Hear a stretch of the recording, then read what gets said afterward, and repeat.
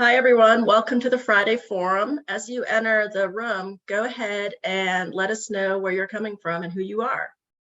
You can add that to the chat.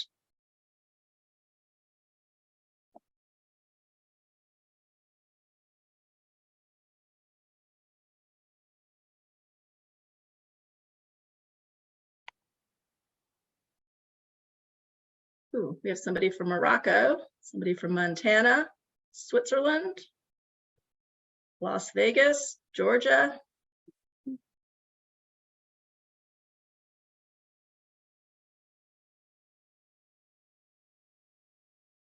We have Carmen in Paris. Ooh, Alaska.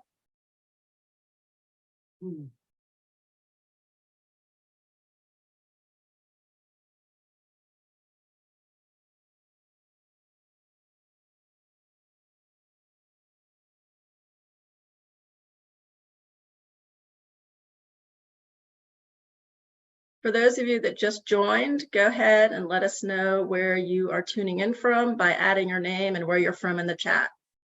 Another Charlotte person.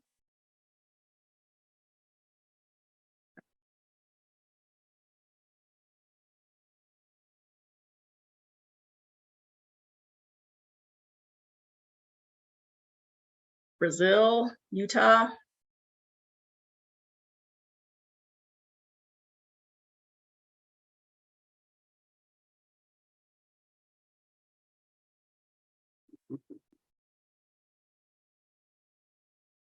All right, we'll wait about another 30 seconds and then we'll go ahead and get started.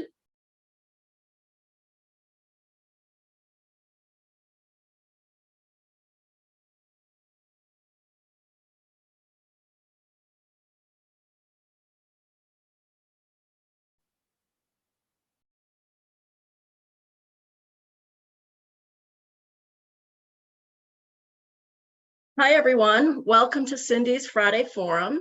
Today, we're going to be talking about what does college readiness look like and how is it different for neurodivergent students.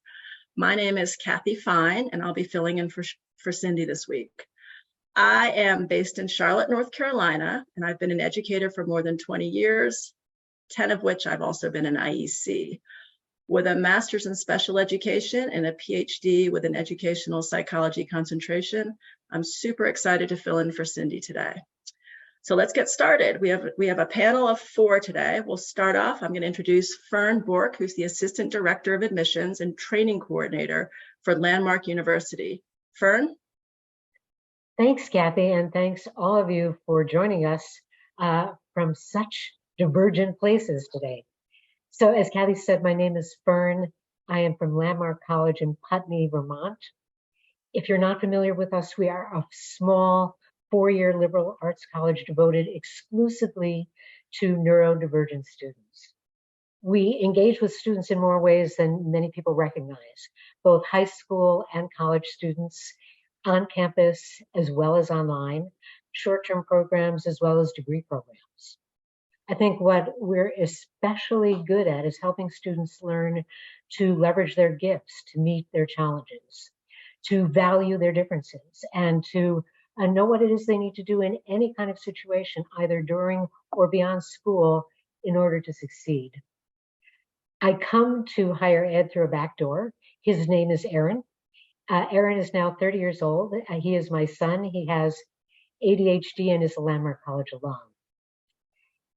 Our journey is very familiar to many families and to many consultants who work with students. Aaron's challenges really came to the fore in high school. His executive function challenges really made it very difficult to get homework done. And so as homework demands increased, he became more challenged. And I did what many parents do. I became very involved in Aaron's education. With the benefit of hindsight, a few years later, I came to realize I'd become over-involved, that I'd essentially become Aaron's executive functioning. And by doing that, had kept him from being able to develop any skill in that area of his own. I knew that he was going to need some real support in college, an opportunity to develop those skills. And we were fortunate. we found Landmark, which was the perfect fit for Aaron. During his years on campus, I came to understand how important it is that neurodivergent students in particular find the right college fit. While it's important for every student, certainly for them, it is often the difference between successfully earning that degree or turning their back on college entirely, concluding that they aren't cut out for it, when the truth is often that they aren't cut out for the particular college they're attending.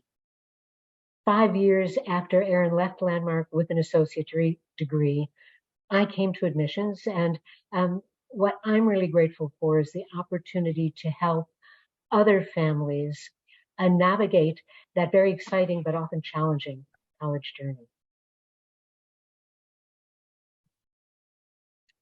Kathy, you are muted. Thank you, Ferne, for that overview of Landmark and also your personal story.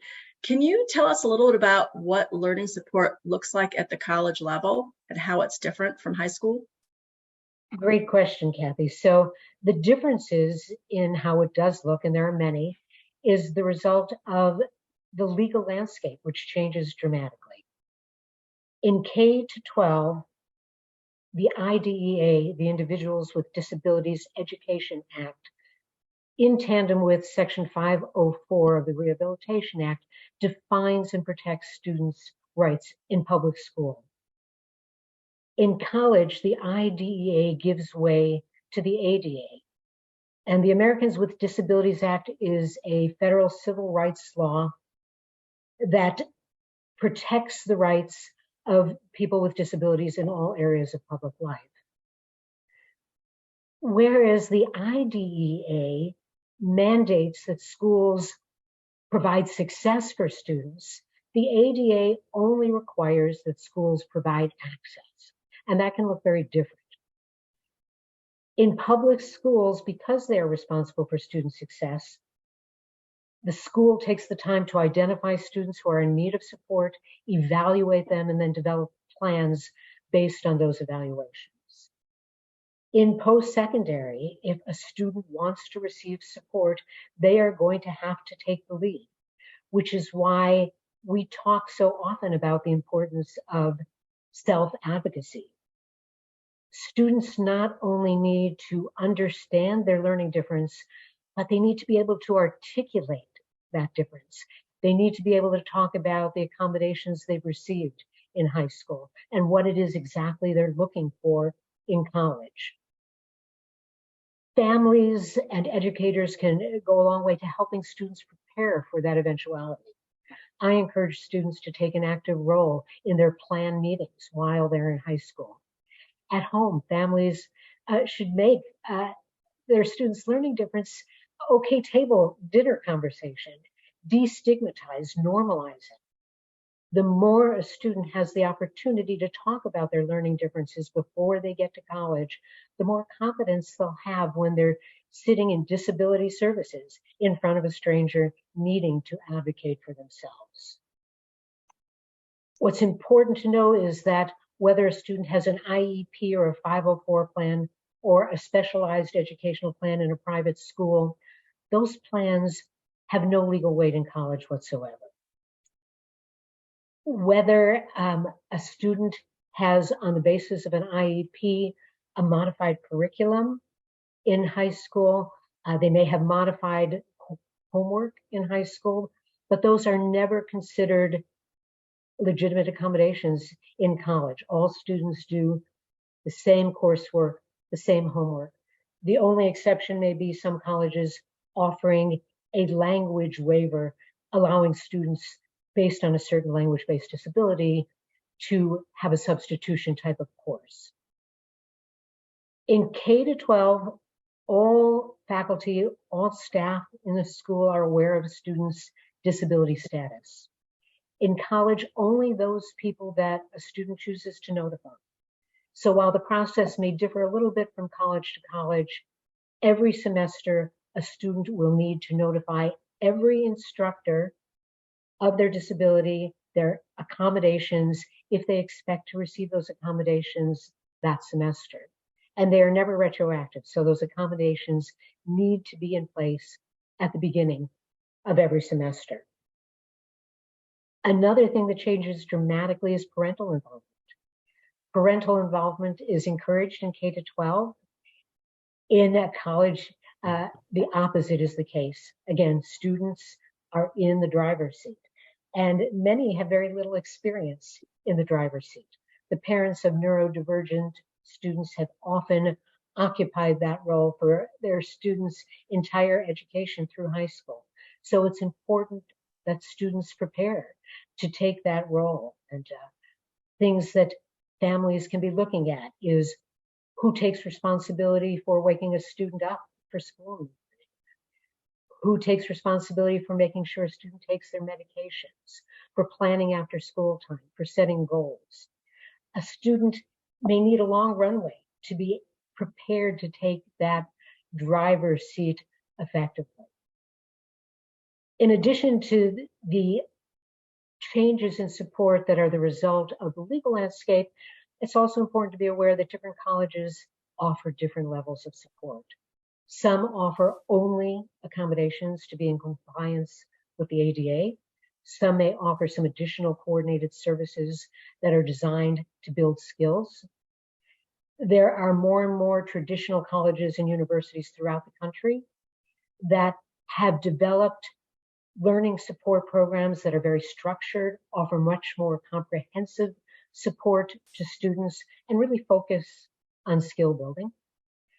And then the most comprehensive support is offered by only two schools, Landmark College, Beacon College, designed exclusively for neurodivergent students. Both colleges offer a completely traditional and rigorous liberal arts curriculum, but accommodations and beyond access supports are embedded in the natural teaching of these institutions. And they're thoroughly integrated into everything that a student does.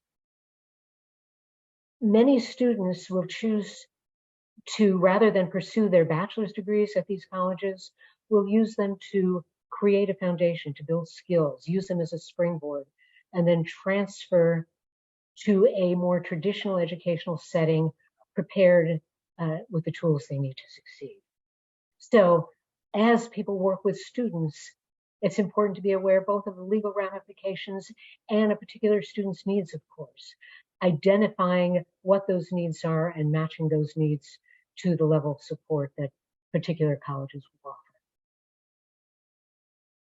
Thank you, Ferne. That is great information. I know it's a lot of information. I know that Carmen, you're going to put Ferne's contact information in the chat, correct?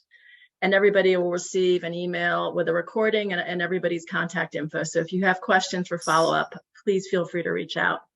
All right, next, April Miller, founder of LD College Expert. Welcome, April. Thank you so much. And Ferne, thank you for sharing all of that really pertinent information. It's just great foundational knowledge for our audience to have. So I come to being an IEC from a clinical background. I worked as a speech language pathologist for 15 years. I served children in a range of ages from birth to 18. I worked in a variety of settings, public and private, and then ultimately I became a college professor and taught undergraduate courses in speech and language development and disorders. And then I supervised graduate students at a few universities who were getting their master's degree in speech pathology. And as I was training graduate students, a lot of them working with kids in middle school and high school would say, what comes next for students on the spectrum or students with significant executive function challenges and learning disabilities? And I really didn't know. And when I got tired of saying I don't know, I started to do some research, and I learned that yes, legally, as Ferne said, colleges are required to do accommodations, but I also found out there are a variety of services that may be offered by colleges, and then some fee-for-service programs. And as I started to learn more, I decided to pivot my career. So I went through the UCLA Online College Certificate Program, and I got my certificate and got some great mentorship from some people who work exclusively with neurodivergent students. And then I opened up my own practice, LD College Expert. Thank you, April. So how do you determine if a student is college capable or not? Okay, So the first thing I want to do is share a definition of what is college capable versus what is college ready, because they have two different meanings.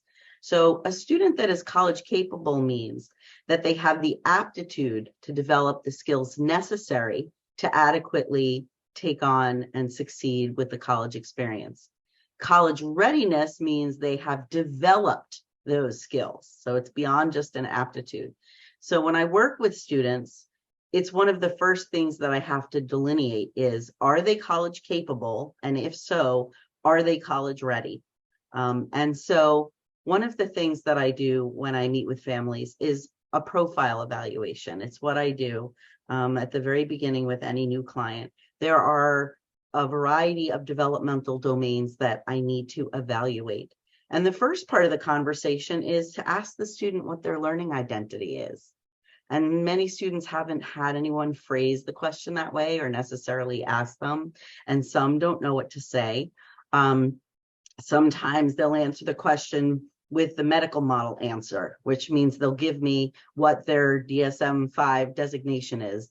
I'm on the spectrum, or I have ADHD, or I have a learning disability, or I have OCD. They'll give me the medical terminology. And then I dig a little deeper. And what I ask them to do is to describe to me what their learning identity is. And I say, if you're meeting a teacher that's new to you and you're new to them for a class in high school, and you're talking to them about the way that you learn, what is the information that you share? You know, some students will say, I self-identify as neurodivergent. And for those of you that don't know, neurodivergent is not medical model terminology. Nobody gets diagnosed or labeled as neurodivergent. It's a social model, and it's an individual who identifies as neurodivergent. And what that means is that they're saying the way that society exists, the framework that we have for people to learn and to succeed, is set up in a way that is not accessible to people who are neurodivergent, meaning that they need additional supports, additional strategies, and they need to adapt and find a way to access what the rest of society can access the way it's presented. So that's something that we talk about. And in terms of learning identity, some students will say, well, this is my learning style. I'm auditory or I'm visual. You know, they'll talk about their preferences for how they have strengths in learning, and they may talk about the deficits and the challenges that they have.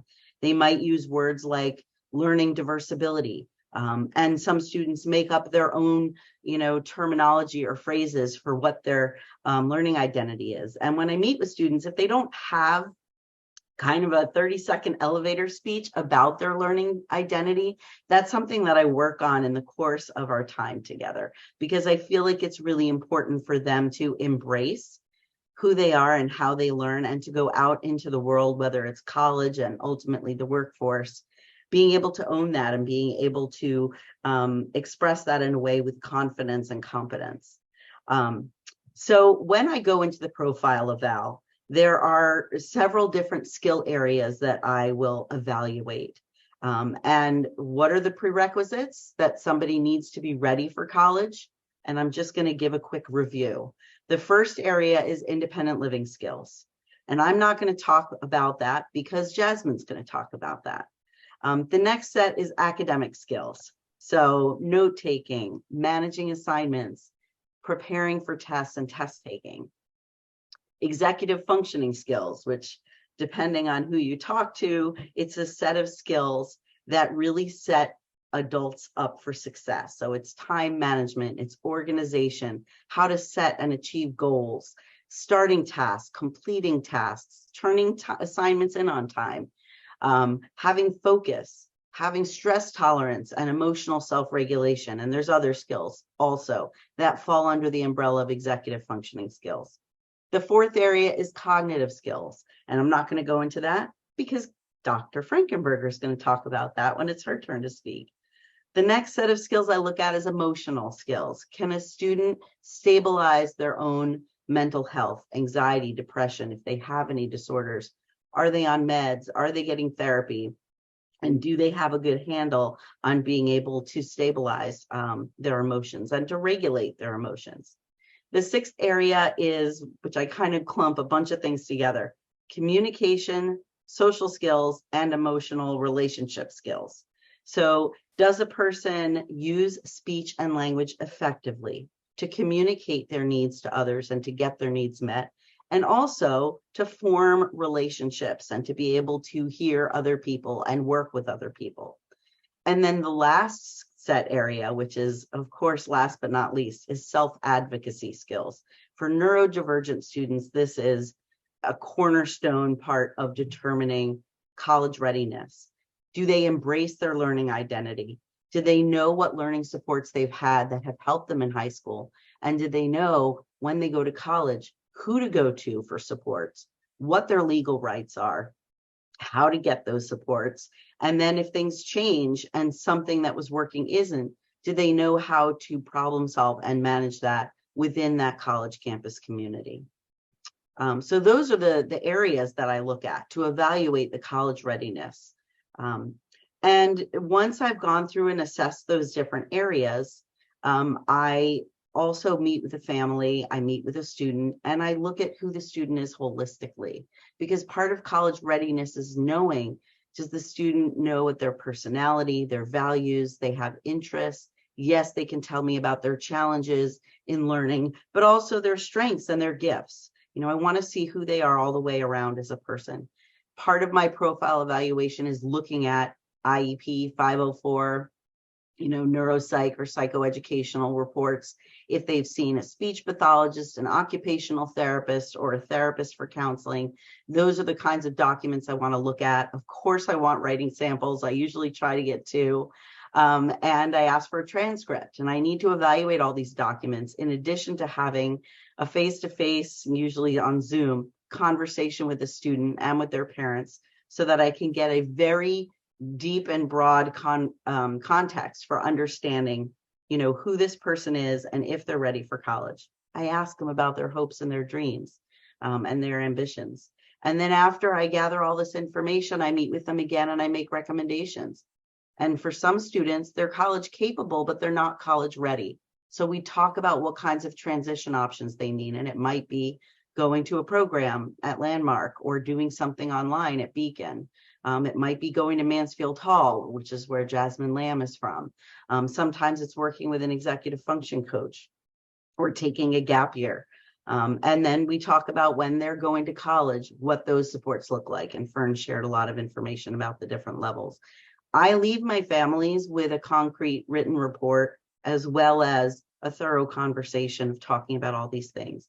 Because for me, it's important that when families then move forward, that they have all the information they need to start next steps. Hi, April. Sorry, that's your 1 minute reminder. Great. So anyway, is there anything else, Kathy, that you want me to talk about? No, April, that is very thorough. I love your process. I think it's awesome. You're clearly going to be a great person for people to reach out to. And again, all contact information will be shared. So without further ado, I'm going to introduce Jasmine Lamb, the VP for Program Development and Operations at Mansfield Hall. Jasmine? Thank you, Kathy. So just to share a little bit about my background, and maybe I'll just also start with what Mansfield Hall is. So Mansfield Hall is a living and learning community for college students. It is residential, and we have 3 locations, one in Burlington, Vermont, one in Madison, Wisconsin, and one in Eugene, Oregon. And we also house a program called Virtual Hall that is a coaching program that works virtually with students who are already in college and who are much, much closer to or already are in the category that April spoke about as college ready, but they are going to be supported by some additional coaching and additional executive functioning support. And the students that come to Mansfield Hall are often, at least when they start, are more in the college capable, building towards college readiness. And so just to share a little bit about my own background, I before coming to Mansfield Hall, I worked in both residential treatment programs, and I also worked in kind of summer college preparatory programs for high school students, where they would get to come and be on a college campus and feel what that was like and have some sort of summer, more rigorous academics and help them in that way prepare for the college experience. And I have been part of Mansfield Hall for 9.5 years, and this is Mansfield Hall's 10th anniversary. So almost since the start. And for my first 5 years with Mansfield Hall, I was the executive director of our Burlington location. And I had the incredible opportunity to be part of a program that was just developing and to really get to help create and craft the kind of community that would really support young people to build the skills that Ferne and April are speaking about, and then translate those right into their college experience. I also just want to speak to how I found myself in this work, and it was not a direct line. I didn't grow up thinking this is what I would do when I was older necessarily, but I come from a family of that I would describe as a family of artists and eccentrics. And at the time, I certainly didn't have the language of neurodivergence, but now I would be happy to apply that to the community that I came out of. And I think that it gave me just a really deep desire to help create communities and more broadly a society that really supports and has room for all of us as human beings to show up in really different ways and to be welcomed in our different strengths and challenges and what we can bring to the world. And that just really became the heart of my calling. And so different opportunities have arisen for me to get to realize that calling. And Mansfield Hall has been the most sort of perfect fit for seeing that express itself in the world and getting to cultivate that kind of society that I really want to live in. Nice.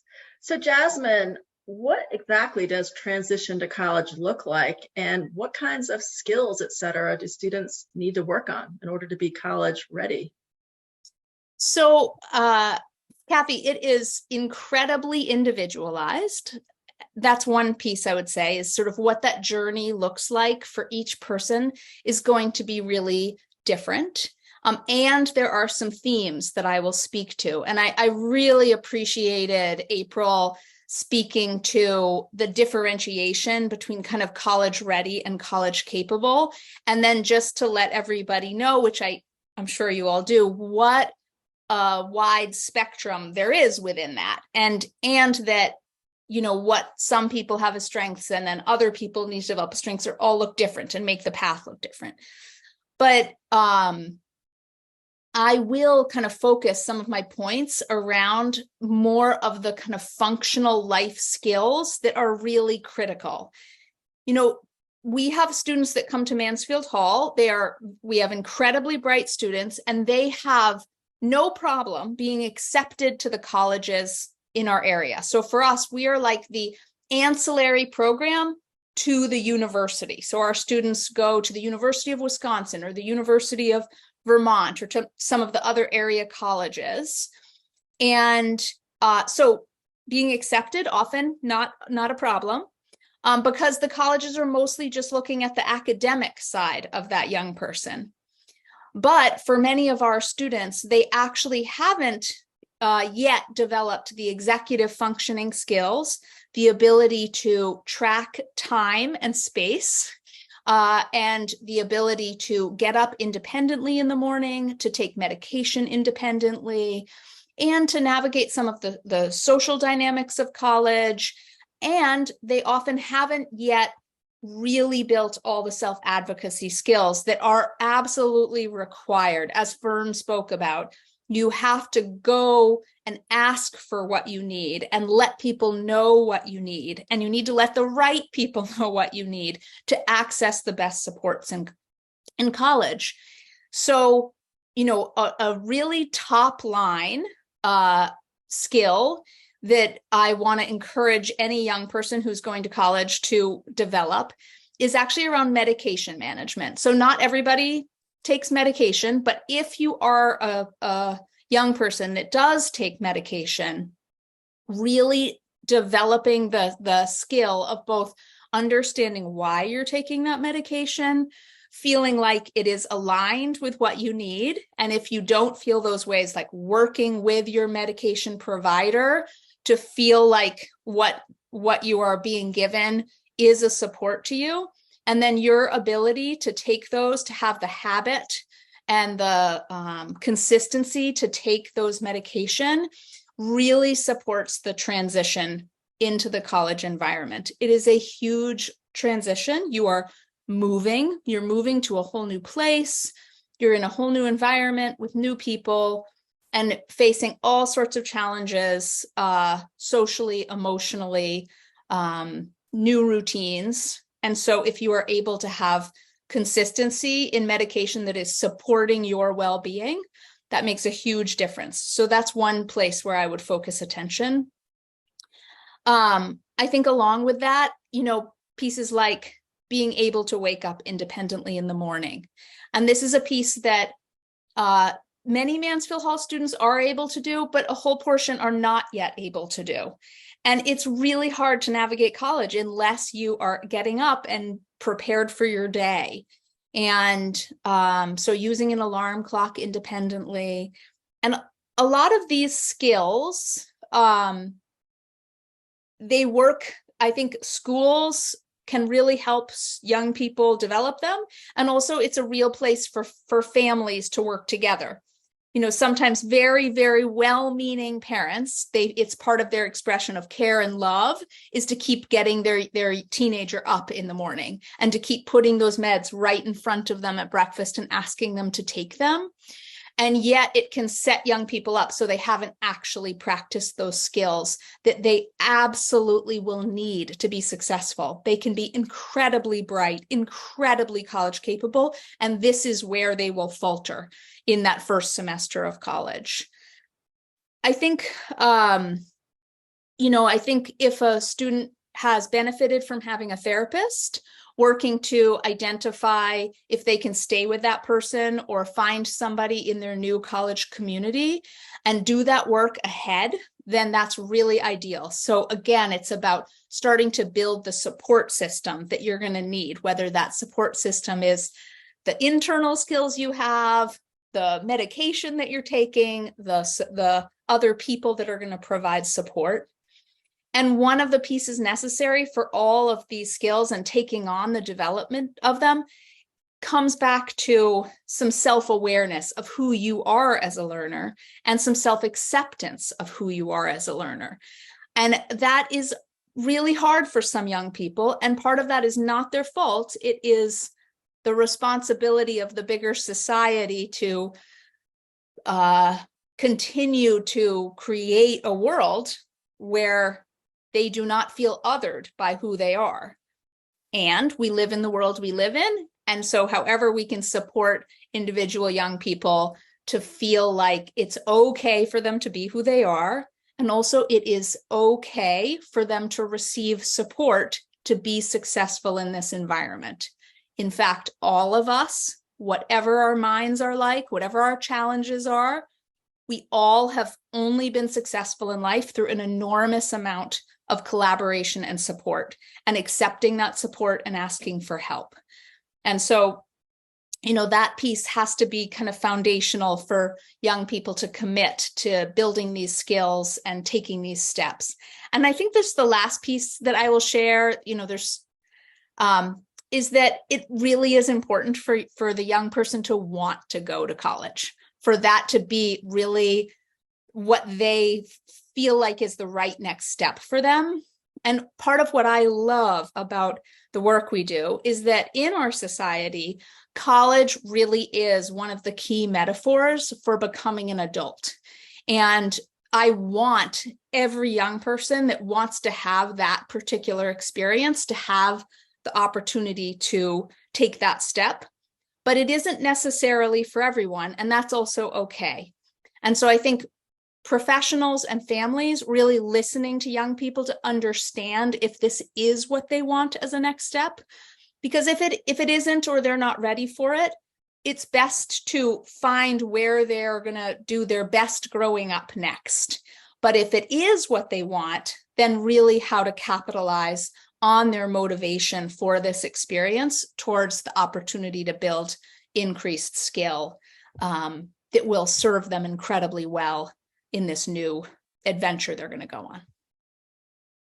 Thank you, Jasmine. Great information. And last but not least, welcome Caryl Frankenberger. She is the Executive Director of Frankenberger Associates Learning Solutions Center. Caryl? Thank you so much. These have been wonderful. I've so enjoyed listening to all three of you. Thank you. Unlike Jasmine, working with neurodiverse learners has been a passion of mine since I was a kid. I knew I wanted to be a teacher. I went to Lesley University. I graduated. I worked at the St. Andrews School in Barrington, Rhode Island, and the Greenwood School in Putney, Vermont, and the Carroll School in Lincoln, Mass. And then I went to Harvard and got a master's degree, and was fortunate enough to have an internship at Children's Hospital in evaluation. And that's when I decided I love this. I want to tease apart kids' profiles. I want them to understand who they are. I want their parents to understand them and their teachers to understand them. And I went into private practice, and I became an IEC and visited dozens and dozens of schools, hundreds to be honest, just like all of you. Through that process of visiting schools, I was hired to create learning centers and to present to faculties and professional organizations on learning challenges. And this just became my passion. I've been in private practice for 35 years. I was the director of a foundation called the Fisher Landau Foundation, and I've done many different things. About 8 years ago, I took a hiatus from private practice, which was a huge step, and became the head of the Greenwood School in Putney, Vermont, which is a school for 60 boys, grades 5 through 12, who have very complex learning profiles. And it was an incredible experience, and with an incredible staff. And of course, Landmark College was right there. We did all kinds of things with them. It was a wonderful, wonderful experience. And then I came back to Branford, Connecticut, which is where I live. And I started a learning solutions center. I had been an evaluator and a cognitive trainer, and I wanted to create something where families could come and get a wide range of services. I started this business in November of 2020. So you can imagine in February or March of 2021, I was just okay. So we immediately became a virtual business, and we started offering EF tutoring and virtual social skills training, brain training, counseling, etc. Once COVID lifted, we went back into evaluations in person. I no longer do school placement at all. I refer to other IECs who then refer to me, and it works out well. You have to put in so much time to go visit these schools and colleges to really know, your business. And I just didn't have the space. I am very, very passionate about helping students who have social, emotional learning issues and those who have need academic support, kids with learning disabilities and their families. And we see students from across the country and around the world because we are a virtual business. And I'm equally invested in professional training of professionals about neurodiverse learners. So 35 years later, my passion has really been unwavering. And my goal is always to look at every child, adolescent, and young adult, identify their unique strengths and challenges, craft some really tailored solutions so that they can really develop the essential skills to have exceptional learning and life, outcomes. So that is who I am. Thank you, Caryl. So a couple questions. What is the purpose of a psychoeducational evaluation? And is it the same thing as a neurodiverse evaluation?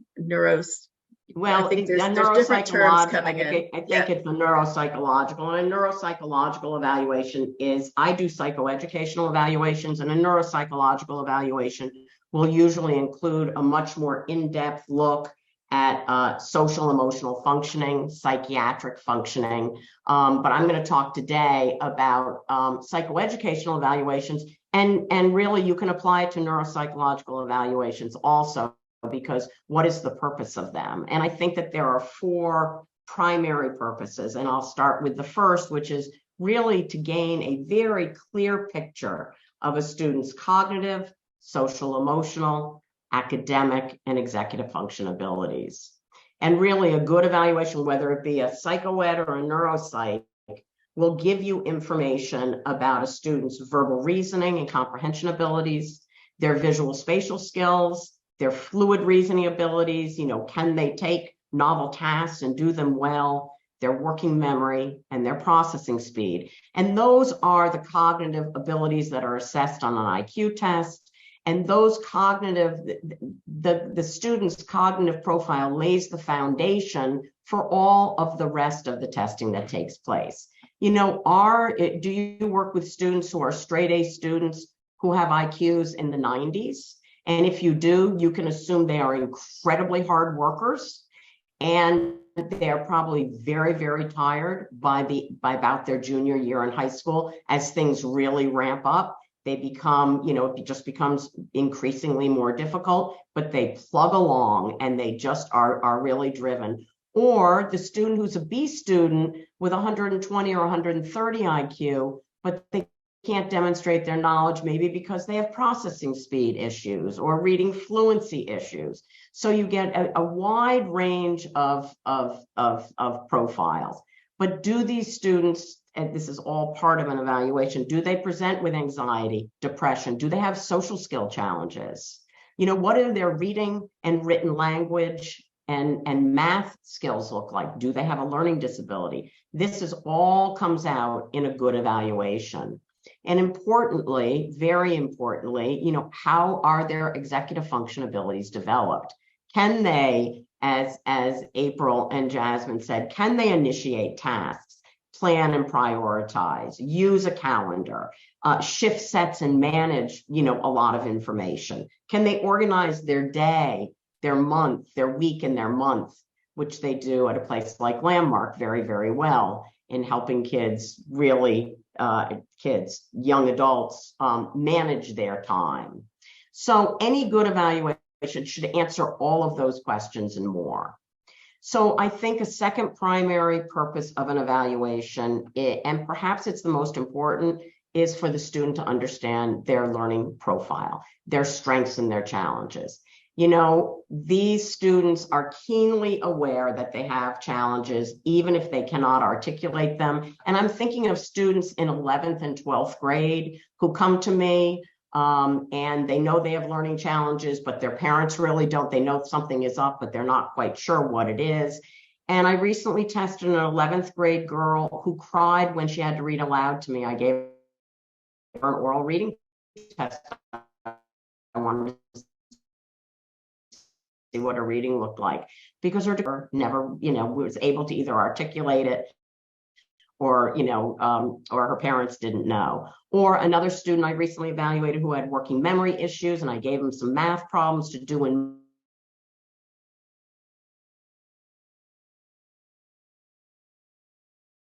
Caryl, you're freezing on us. Without pencil and paper, and he couldn't solve them. Did you hear me now? Now we can, yes. Yes. Can you repeat what you just said? Yeah. Where did I leave off? I'm so sorry.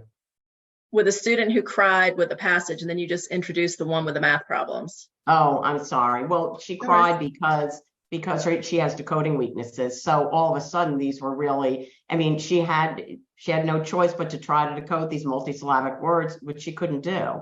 And so she just cried because no one has ever really asked her to read out loud in, the past 7 years.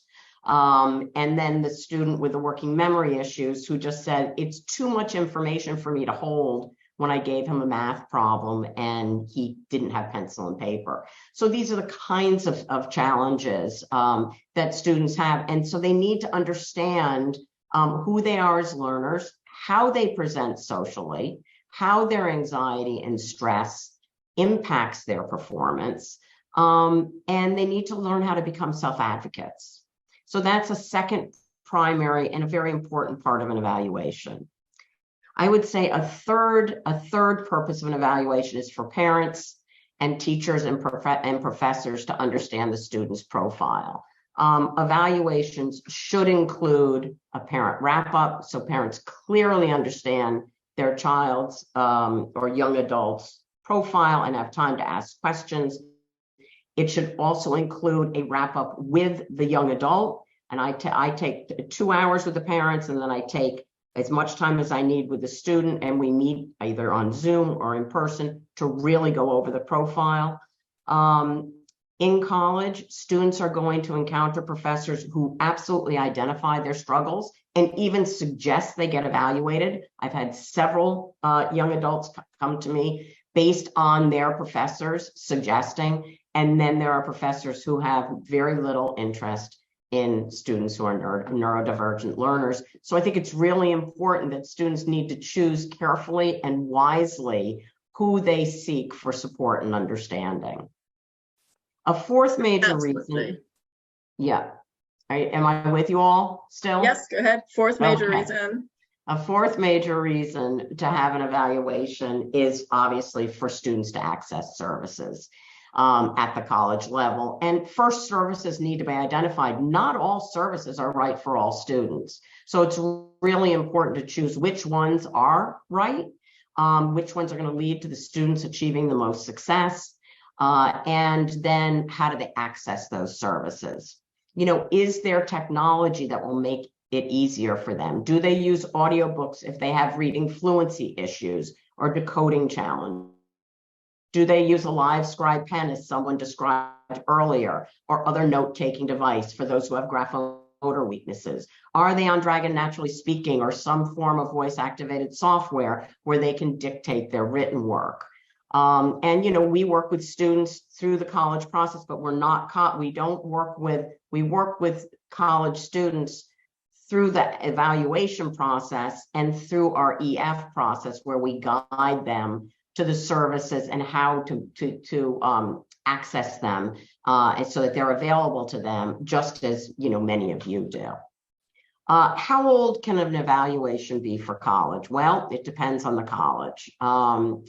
I think the earlier an evaluation can take place, of course, the better for the student and the family. It's, you know, understanding the cognitive, social, emotional, academic, EF issues right away, where they can be rooted out and addressed in a systematic way early on, I think is really important.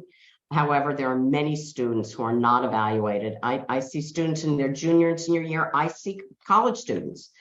It is never too late to address issues that a student may have. I mean, it's better to find them out and look at them and decide what you want to do. A lot of times. Caryl, you froze again. It's not remediation. A lot of times it is. Sorry, am I back? You're back. So sorry. Starting. Can you repeat that last bit? And this is also your 1 minute warning. There many students are you know, evaluated in their junior or senior year, or even in their, you know, when they're in college. We see lots of college students. It's never too late to address the issues that students have. It may not be that they go and they get any kind of remediation or even that they need that, but it may be that they're just compensating. Most, in terms of how old can an evaluation be, it will depend on the college. Many colleges accept 5-year-old evaluations. It all will depend on the college. I don't think a 5-year-old evaluation benefits a student at all. I think that actually it's too old. It doesn't reflect where the student is today, and I would encourage the family to get an updated evaluation that reflects the student's current cognitive and learning abilities, social emotional functioning, so that the best recommendations can be made and the accommodations can be sought, because we can address all of these things. That's So great, Caryl. Sorry, go ahead. We want to wrap up so we can allow time for everybody to ask questions. Okay.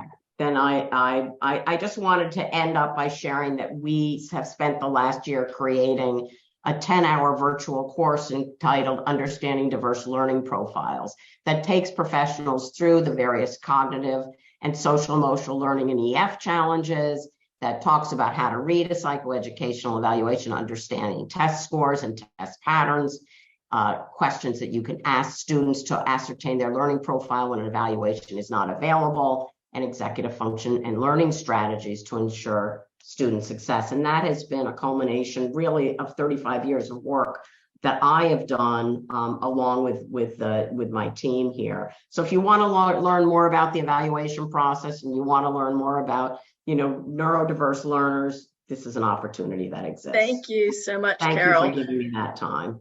So Beth added, and I think this is something that I'm just going to touch on real quick before Carmen starts going through some of the questions. Beth noted, and it's the same with I think many school districts, that they reevaluate every 3 years. And in my experience, many colleges do like that evaluation to be within 3 years. Of course, like Caryl said, some are 5 years. I have a student going to RIT and they were like, whatever they have. So just, it's really important to know what they want and don't wait to the last minute, because the waiting list can be long. Carmen, questions? Yeah, so since we just ended with Caryl, could you quickly summarize the 4 major reasons To have the evaluation done?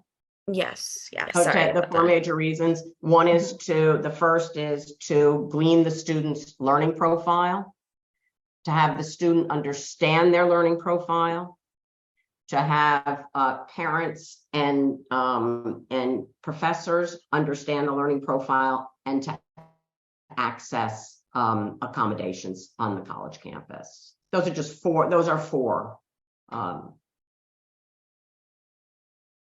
Thank you. Thank you. So we have a question in the chat. I wonder how students and families who can't afford these kinds of evaluations move forward. Testing is expensive. Any thoughts? I can add to this, but I want to be a little bit careful as I say this, that I want to be inundated with discount evaluations, but we always take into consideration, we live in Connecticut, we have many people who cannot afford our evaluations, and I will always personally, lower my evaluation price in order to meet their needs. So I think that there are evaluators who will do that. I wish you lived near us. So, well, you can come down. Oh, you're far away. We can come up. You can come up. Yeah, sorry. All right, Carmen, more questions. Oh, wait, I just wanted to answer something to that too. Okay. Also, there are colleges that do have master's and PhD programs for psychology students, and they will provide evaluations on the campus. Yeah. So that's just something to mention. Right, but if the waiting list is 2.5 years, it's not very helpful. And that's, again, I feel like that's where lack of resources and money is a problem. You're right. Schools, of course, are required to do it for free. If a parent thinks that their child has a learning disability and they give notice to the school that they think their child has a learning disability, they're required to do testing. But I will tell you, the testing may not be thorough. You may just get the most basic numbers. So can I piggyback on that and say that once the school system has evaluated your child, you may ask for a second opinion that the school system must pay for. And that second opinion, you can request an evaluator. Oftentimes they will suggest, but you can request an evaluator, and the school system pays for that evaluation. At least is that state or federal? Yeah, I think that's by state. So look into that. Okay. Carmen, more questions. Sorry, I'm in a hurry. We only have 7 minutes left. I want to get more questions in. What if I suspect a student has a learning difference? How do you suggest I approach a student and a parent? April, you might be a good person to answer that. So this is something that often happens. I get IECs that call me and say, I'm working with a student, I think they're struggling. And so the first thing is always, I just do a 30-minute complimentary consult so that a parent and student can contact me and just talk about what their challenges are. And a lot of families who have not had an evaluation before, and I think it was Caryl that mentioned like kids with that lower IQ, you know, in the 80 or 90 may hit their junior year of high school and all of a sudden they're just exhausted and they're falling apart. And so, you know, I will really talk to them about what, just to get some of the specifics about what their challenges are. And then broach that conversation about getting evaluated. And again, like it's been shared already, the family can then ask the high school if they will do an evaluation. You know, but it can be difficult for an IEC. And so, you know, you could always reach out to me and tell me your situation, and I can hop on a Zoom with you with a family, and you could just tell them that you have a consultant you work with that you thought might be able to add some insights and layer in some support, you know, and go that route. I just want to also add, I'm not sure where the question's coming from, if part of it is a concern of how that information will land. But I think starting with some real normalizing and education around neurodiversity, and that everybody has a different mind that has different kinds of strengths, skills, and challenges. And unfortunately, I don't think that's well understood. There's just sort of an expectation that maybe that some people, there's just not that real understanding of the complexity of the diversity. So I would just really start with some education to normalize it, and then to invite that there's ways to learn about your unique style of learning. And then you can, you know, call April for an evaluation, or, you know, for an initial conversation, and move towards a potential evaluation. Yeah, be positive, really be strengths-based, focus on strengths. That's what I would say. More questions, Carmen? Yes. What is the most what is the most common theme you see in students' college unreadiness? College unreadiness. I think that given the pandemic, there are a lot of students that are lacking the independent living skills because they've been at home and their parents are just doing a lot of things for them. Also, the executive function skills. A lot of students don't realize how structured their life is when they're in high school, and how when you get to college, there is very little structure. So I often talk about the differentiation between the amount of time you spend in school versus doing assignments outside of class, and how that flips in college, time management, and sometimes the academic skills. You know, we all know about grade inflation. We all know that these last few years, a lot of schools have just been pushing the kids through high school, and then they get to college and they don't know how to write a research paper. You know, they don't know how to prepare for final comprehensive exams. So I'm really seeing it across all areas. Unfortunately, I don't know if anybody else wants to share an answer to this question. Yeah, I would add that I think especially I've noticed with my pro bono students, big gaps in academics the last couple of years. And I do worry about next year for those students. So all of the above, and the academic piece for sure.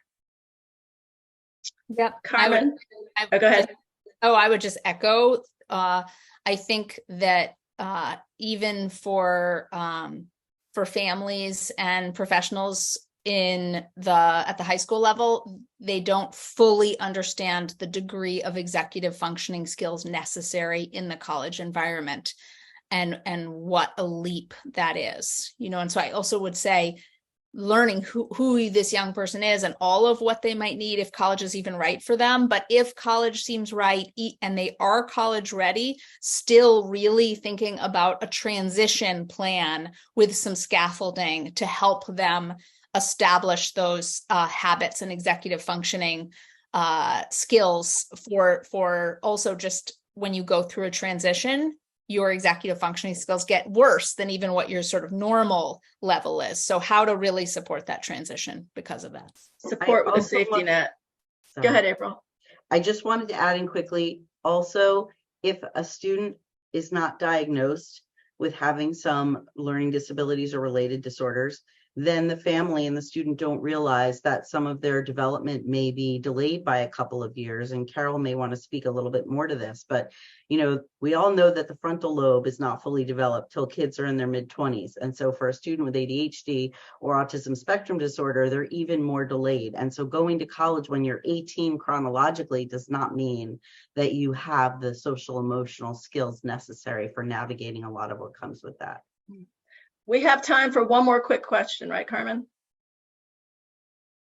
I do not see another question. Okay. Well, then I would like to just jump in here for a second. I think something related to this is that very often the accommodations and supports that a student is receiving in high school are invisible to them and to their family. And so they head off to college with an unrealistic idea of what they need to succeed in that new environment, where, as has already been said, structure of high school disappears. Students find themselves in a really unstructured environment, and they may not think that accessing accommodations or support is important, that they may prefer to establish an identity that's completely independent of the disability status that they have felt linked to for their entire education up to this point. So I think another really important piece of this is making sure that students understand just how important these accommodations and supports are going to be to their success, especially during that transitional period. Thank you, Fern. Yes, better to have them and not need it. Thank you, everybody. Thank you, April, Carmen, Caryl, Jasmine, Fern. Thank you, everyone. It's been great to see you. Thank you, Cindy, again for bringing this all together. Bye, everyone. Have a great weekend. Bye. Thank you. Thank you. Thank you.